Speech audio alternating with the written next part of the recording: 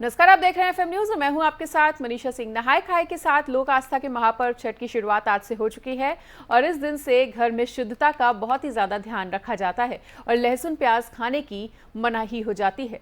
छठ व्रत एक कठिन तपस्या की तरह माना जाता है और छठ व्रत मूल रूप से महिलाएं ही करती हैं, हालांकि कुछ पुरुष भी इस व्रत को रख लेते हैं।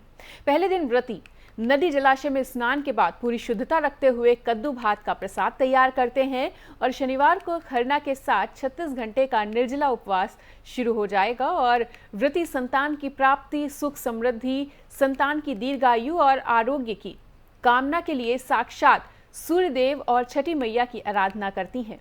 इसे छठ पर्व का पहला प्रसाद भी कहा जाता है और छठ पर्व सूर्यदेव की उपासना और छठी मैया की पूजा करने का महापर्व है। इस पर्व पर उगते और डूबते हुए सूर्य को अर्घ देने की परंपरा है। वहीं छठ पूजा पर छठी मैया की पूजा और लोकगीत गाए जाते हैं। वहीं 31 अक्टूबर को उषा अर्घ के साथ छठ महापर्व का समापन होगा और उगते हुए सूर्य को अर्घ देने के बाद छठ व्रती व्रत का पारण करते हैं।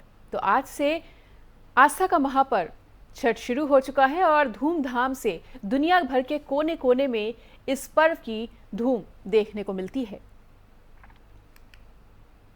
तो धूमधाम से मनाया जाता है आस्था का लोक पर्व और आज से ये शुरू हो रहा है नहाय खाए के साथ। आपको बताना चाहेंगे कि ये व्रत काफ़ी ज़्यादा कठिन तपस्या की तरह माना जाता है और आज से जिस तरह से ये पर्व शुरू हो रहा है, दुनिया भर के कोने कोने में इसकी एक अलौकिक अनुभूति और अद्भुत नज़ारा देखने को मिल रहा है।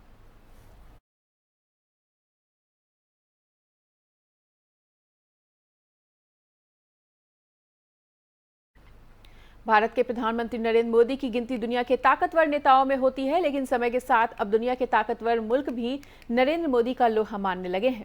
गुरुवार को रूसी राष्ट्रपति ने भारत के प्रधानमंत्री की जमकर तारीफ की और इस दौरान उन्होंने भारत और रूस के पुराने और मजबूत संबंधों की भी बात कही। पुतिन ने ये बातें मॉस्को में वल्दाई डिस्कशन क्लब की 19वीं वार्षिक बैठक में कही। वहीं पुतिन की तरफ से पीएम नरेंद्र मोदी के लिए की गई इन तारीफों की अब मीडिया में भी काफी ज्यादा चर्चा बनी हुई है।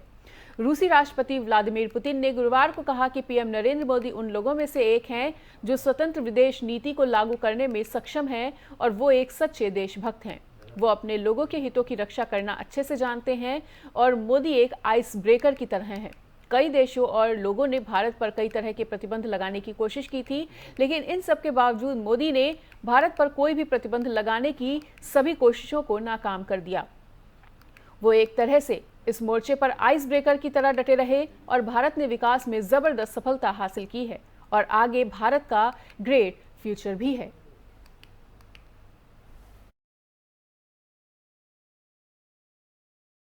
पुतिन ने पीएम मोदी की जमकर तारीफ भी की।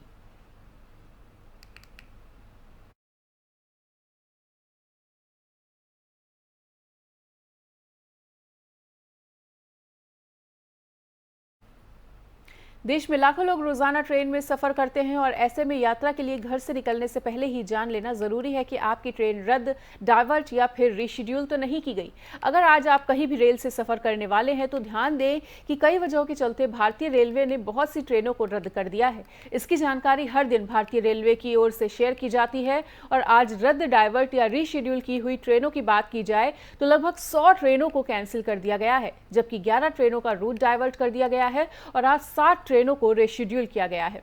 बताना चाहेंगे कि रेलवे की ओर से लगातार इस लिस्ट को अपडेट किया जाता है और ऐसे में कैंसिल, डाइवर्ट और रेशेड्यूल ट्रेनों की संख्या में लगातार बढ़ोतरी संभव है। इसलिए ये जरूरी है कि आप इस संबंध में लेटेस्ट जानकारी पाने के लिए वेबसाइट का इस्तेमाल जरूर करें और यात्रा पर निकलने से पहले ही चेक करके जरूर निकलें।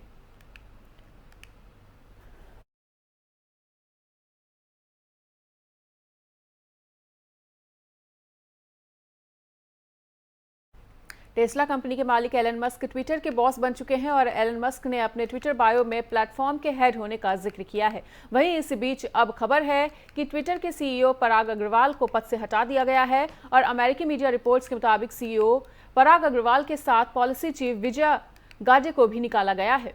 मीडिया रिपोर्ट्स के मुताबिक पराग समेत निकाले गए बड़े अधिकारियों को सैन फ्रांसिस्को हेडक्वार्टर से भी निकलवा दिया गया है और इन अधिकारियों में सीएफओ नेड सेगल भी शामिल हैं।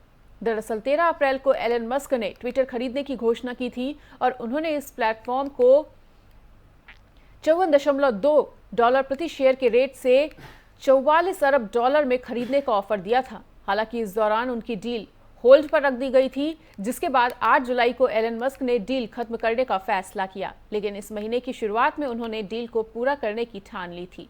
एलन मस्क गुरुवार ट्विटर के दफ्तर में दिखाई दिए, जिसकी वीडियो सोशल मीडिया पर खूब वायरल हुई।